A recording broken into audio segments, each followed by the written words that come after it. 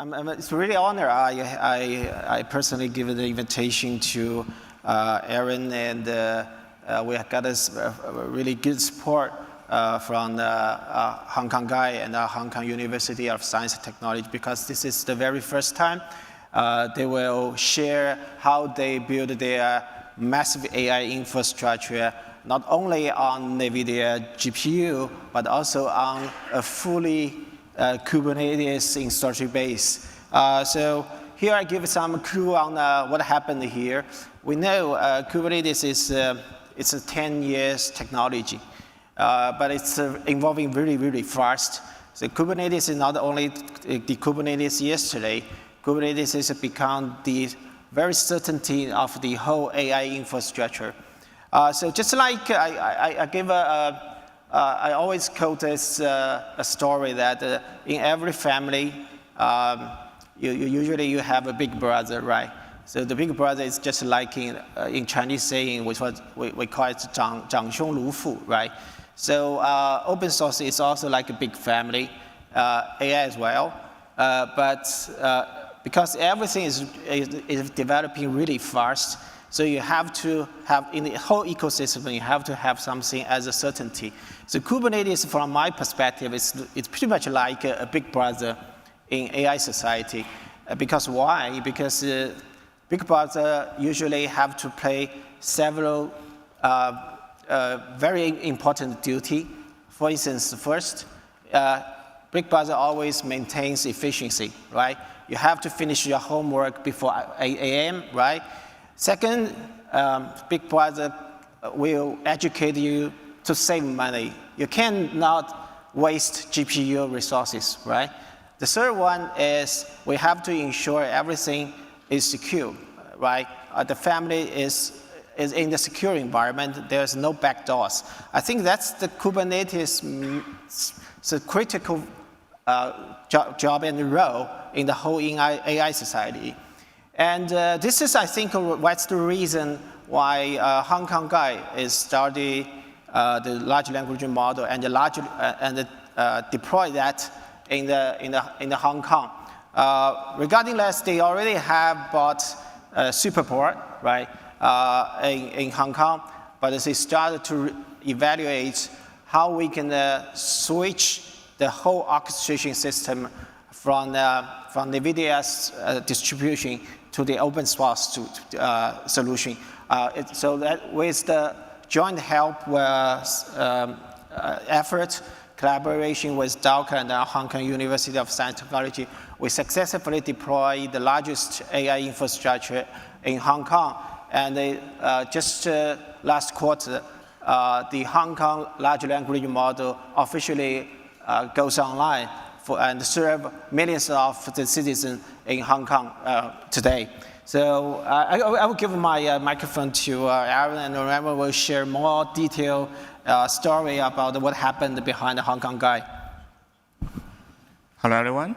Thank you, Roy, for sharing what happened and what we have done at Hong Kong GAI. So we use 127 nodes of the Superport of H800 and train the first, we call it a sovereign AI model.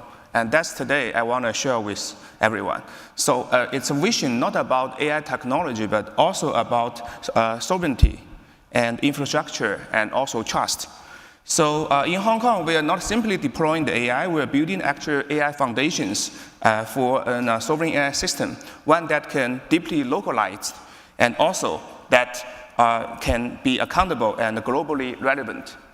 So let's explain our core framework, sovereign AI. So what is sovereign artificial intelligence? So we think that it's a system that is controllable, trustworthy, and sustainable across data, algorithm, and also computation. So, and it should be, or it can be, led by the government or an authorized public entity like Hong Kong GAI. So what is data sovereignty? We think that critical training data must be stored and processed within local legal jurisdiction. It does not mean it has to be closed sourced. It should be open sourced, but it should be publicly available. And second is the model sovereignty. We think the ownership of the model weights, updated rights, and also the value alignment strategy should remain local. And also, that means sometimes or most of the time, it should be open source and it should be auditable. And the third one is compute sovereignty. So the key GPUs, AI accelerators, all the nodes should run independently under the extreme conditions, especially during the right now global situations. The next one is the governance sovereignty, that ethical and compliance rules are developed by the multiple stakeholders, and it should be governed locally. The sovereignty model is a public asset that is very distinct from the purely commercial models, such as the OpenAI and Anthropic.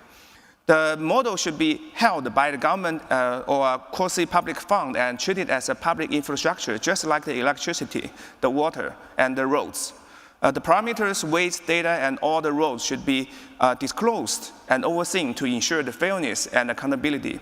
And the next one is that it should shade society from the risk of multinational APIs being cut off, overpriced, or value misalignment. And that is actually a very serious problem right now, even in Hong Kong.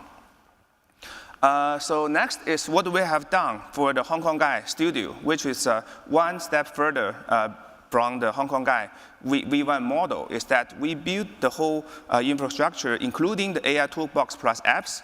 So that is the top level that serves the government and also the citizens. And we will have around 10 applications to be announced in July. And next one is the agent platform, of course, to support all the MCP protocols. And the next one is the HKGAI V1 API and also the open source weights. And the bottom line is that today's, we think it's today's topic, that is a blockchain-based computing resources scheduling scheme. And everything should be based on the auction scheme, and thanks to DaoCloud for the help. And with all this open source and KBIS as our backbone, we think that it should further enhance Hong Kong's independently into the AI technology. Thank you very much.